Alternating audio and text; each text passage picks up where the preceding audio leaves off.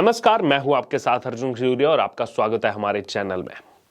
कभी आदित्य ठाकरे, कभी योगेंद्र यादव, कभी स्वरा भास्कर और अब कमल हसन।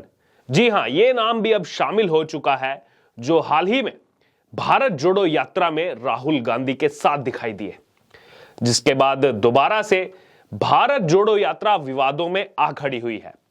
जी हां, लगातार सवाल ये उठाए जा रहे हैं कि कांग्रेस जो एक तरफ लगातार बात कर रही है कि भारत जोड़ो यात्रा के माध्यम से कांग्रेस पार्टी भारत को जोड़ने की तैयारी कर रही है, जो पहले से जुड़ा हुआ है, लेकिन वहीं दूसरी तरफ बार बार ऐसे लोग अब इस यात्रा में शामिल हो रहे हैं, राहुल गांधी के साथ कंधे से कंधा मिलाकर खड़े हुए दिखाई दे रहे हैं, जिनका नाम कहीं ना कहीं लगातार विवादों में सुनाई दिया है और हमेशा से विवादों में उनका नाम आता रहा है, चाहे फिर वो बात हो अनुच्छेद 370 की या फिर देश से जुड़े हुए अन्य मुद्दों की।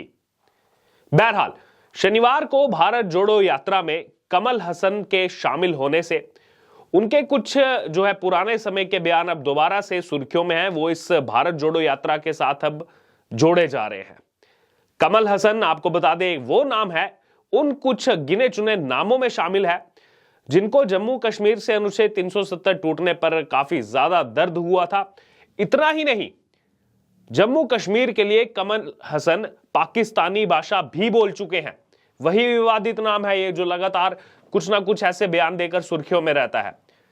कुछ साल पहले कमल हसन ने एक इंटरव्यू में देश की कश्मीर नीति पर सवाल उठाए थे। सवाल उठाते हुए पूछा था कि सरकार जम्मू कश्मीर में जनमत संग्रह कराने से क्यों कतरा रही है। ये पाकिस्तान ये भाषा बोलता है, जिसको कमल हसन ने कहा था।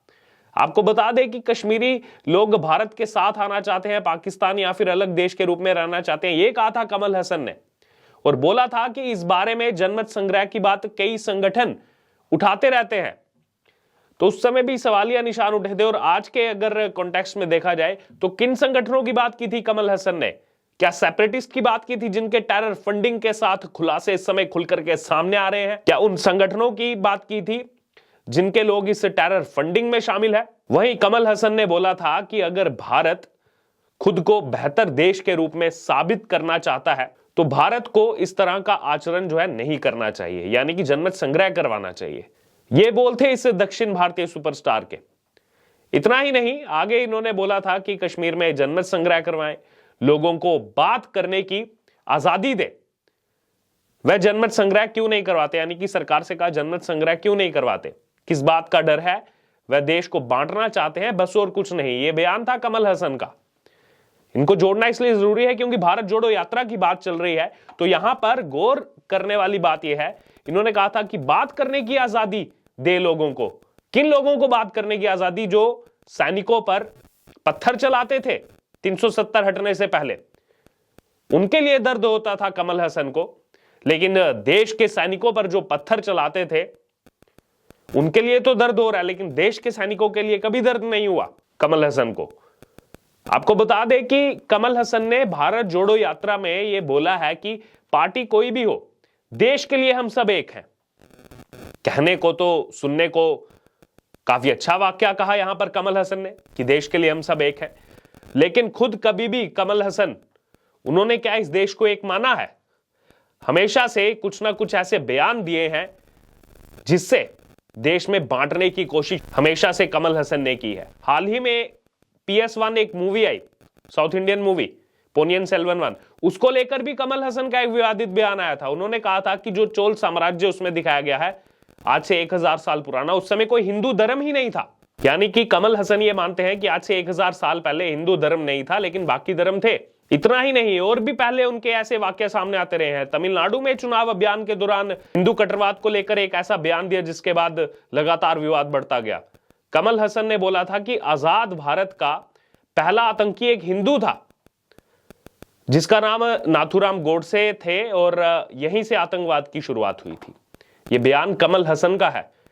आज जिस भारत जोड़ो की बात कर रहे हैं, सबसे ज्यादा नफरत तो इन्हीं कमल हसन ने फैलाई है। कमल हसन ने यह भी बोला था कि मैं इसलिए नहीं कह रहा क्योंकि एक मुस्लिम बहुल इलाका है, बल्कि इसलिए क्योंकि मेरे सामने महात्मा गांधी की प्रतिमा है। यानी कि इस बयान से साफ तौर पर जाहिर होता है कि वो एक मुस्लिम बहुल इलाका था, इसलिए यह बयान कमल हसन की तरफ से दिया गया, जिसको लेकर काफी विवाद हुआ था। और उसके बाद हाल क्या हुआ कमल हसन की पार्टी का, सबने देखा तमिलनाडु के चुनाव। वहीं धार्मिक ग्रंथ महाभारत के ऊपर भी जो है इस तरह के विवाद के बयान दे चुके हैं कमल हसन। कमल हसन ने बोला था कि देश में ऐसा ग्रंथ पढ़ा जाता है जिसमें एक महिला को दांव पर लगा दिया गया था। ये महाभारत को लेकर कहा है कमल हसन ने। उनके बयान के बाद उनके खिलाफ जो है धार्मिक भावनाओं को आहत करने का मामला भी दर्ज हुआ था। ये सब चीजें इस समय बताना इसलिए जरूरी थी क्योंकि ये वही कमल हसन है जिनका इतना लंबा नाता रहा है विवादों से। आज वो राहुल गांधी के साथ दिखाई दे रहे हैं भारत जोड़ो यात्रा में, और जो कांग्रेस के कार्यकर्ता हैं वो सोशल मीडिया पर डाल रहे हैं, देखो more power to Rahul Gandhi. आज अभिनेता भी राहुल गांधी के साथ जुड़ रहे हैं, क्योंकि लगातार हम देख रहे हैं अब इनके जो पुराने बयान हैं उससे जनता में कितना रोष है। हालत देख रहे हैं बॉलीवुड की आज क्या हो रही है। तभी तो स्वरा भास्कर आई थी राहुल गांधी से मिलने, और जब बाकियों पर सवाल उठाते हैं तो बाकियों को जोड़ देती हैं वो बीजेपी के साथ, और खुद राहुल गांधी के साथ यात्रा में गई, तब उन पर कोई सवाल या निशान नहीं खड़ा होता। खैर, अगर बात की जाए यहां पर कमल हसन की, तो लोग लगातार जो है उनको ट्रोल कर रहे हैं सोशल मीडिया पर। उनसे जवाब मांगा जा रहा है कि कांग्रेस पार्टी क्या ऐसे लोगों के साथ खड़ी है जो कश्मीर में जन्नत संग्रह करवाने की बात कर रहे थे, वो भी खुद भारत देश का नागरिक होने के नाते। हां, कोई पाकिस्तानी बोले तो ये चीज समझ में आती है, लेकिन खुद भारत में रह करके इस तरह की बातें बोलना, क्या जम्मू कश्मीर के नागरिकों को एक अलग दृष्टिकोण से देखा जाना कमल हसन की तरफ से। और आज आप उसी भारत जोड़ो यात्रा की बात कर रहे हो जो उसी जम्मू कश्मीर में जाकर के संपन्न होगी 27 से 30 जनवरी तक।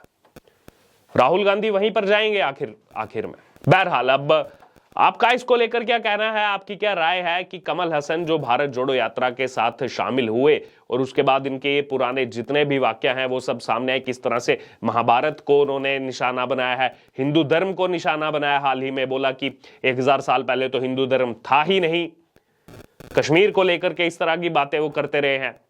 अपने आप को बड़ा पॉलिटिकल पर्सन कहते हैं, लेकिन अभी जब तमिलनाडु में चुनाव हुए थे तो क्या हालत हुई उनकी पार्टी की, वो भी हम सबने देखा किस प्रकार से जो है तमिलनाडु की जनता ने ही कमल हसन को नकार दिया।